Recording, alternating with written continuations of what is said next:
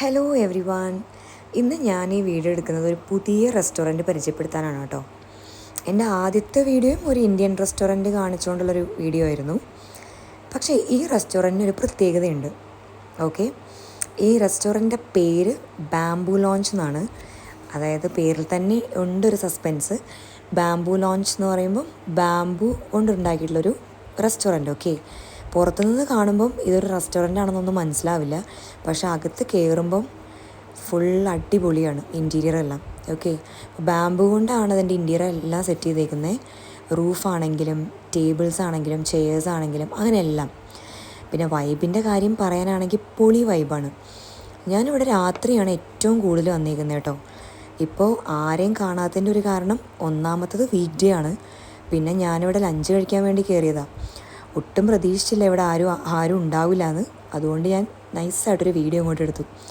പിന്നെ അത്യാവശ്യം ഇവിടുത്തെ ഫുഡ് എക്സ്പെൻസീവാണ്. നൈജീരിയൻസ് ആണ് ഇവിടുത്തെ ഷെഫെങ്കിലും ഇന്ത്യൻ ഫുഡ്സും അവൈലബിൾ ആണ്.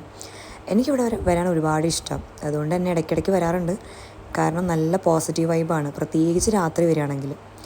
ഇൻറ്റീരിയർ എല്ലാം അടിപൊളിയായിട്ടാണ് അവർ സെറ്റ് ചെയ്തേക്കുന്നത്. ഇന്ന് ഞാനും എൻ്റെ ഹസ്ബൻഡും പിന്നെ നമ്മുടെ 2 നൈജീരിയൻ ബിസിനസ് പാർട്ട്നേഴ്സും ഞങ്ങളെല്ലാവരും കൂടി ഒരു ലഞ്ച് കഴിക്കാൻ വേണ്ടി കയറിയതാണ്. ഒബ്വിയസ്ലി അവർ നൈജീരിയൻ ഫുഡായിരിക്കും ഓർഡർ ചെയ്യുക. ഞാൻ 1-2 തവണയൊക്കെ അവർക്ക് ഇന്ത്യൻ ഫുഡ് വാങ്ങിക്കൊടുത്തു. അവർക്ക് ഇഷ്ടപ്പെട്ടെങ്കിലും പിന്നീട് ഞാൻ അവരധികം പുഷ് ചെയ്തില്ല. അപ്പം അവർ നൈജീരിയൻ ഫുഡും മേടിച്ചു.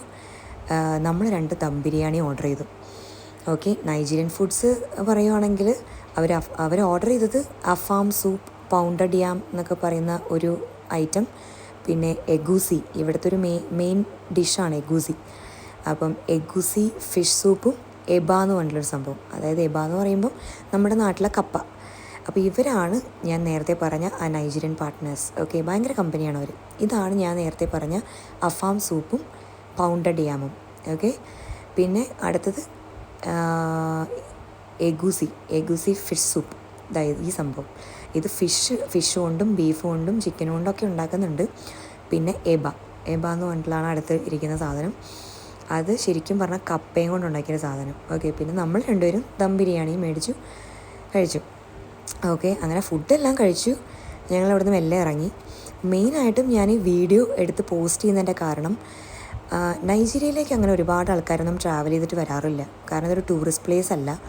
പിന്നെ നൈജീരിയ എങ്ങനെയാണെന്നൊന്നും ആർക്കും അറിഞ്ഞുകൂടാ. അപ്പോൾ അതുകൊണ്ട് ഞാൻ വിചാരിച്ചു ഓക്കെ, വീഡിയോസൊക്കെ ഇങ്ങനെ പോസ്റ്റ് ചെയ്യുമ്പോൾ ആൾക്കാർക്കൊക്കെ കാണാമല്ലോ, അറിയാമല്ലോ. അതുകൊണ്ടാണ് ഞാനിപ്പോൾ ഈ വീഡിയോസെല്ലാം പോസ്റ്റ് ചെയ്യുന്നത്.